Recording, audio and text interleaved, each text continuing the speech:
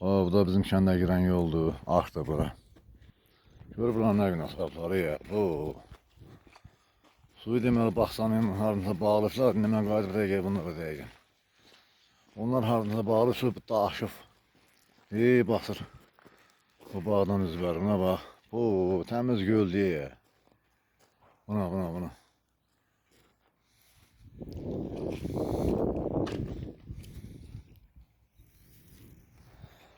Onlar haradansa qabağın bağlıydı. Var. Niye sen yuyun değil burada? Yuyu da dur taxtanın yanında yuyun da.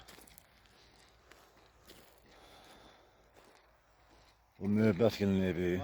Bura kimin evi? Müebbət gelin. Sizin evde o birisi. Yox o. Məzid gelin evi. Bu Yunus əmrilə gedən yoldur. Müebbət gelin evinə gedir. Filman gelin evi, tamamlanan evi. Məzid gelin evi gedir. Düz Muxtar gilə.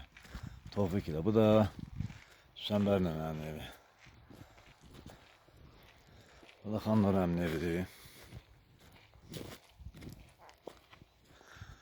Xanlar əmin evinin arxası bağdır.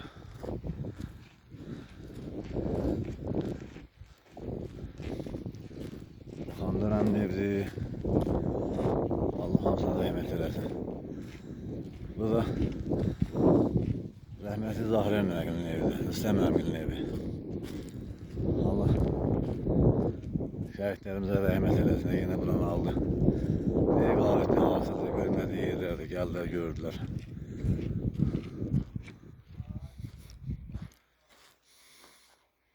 Buna qayda buzu belə.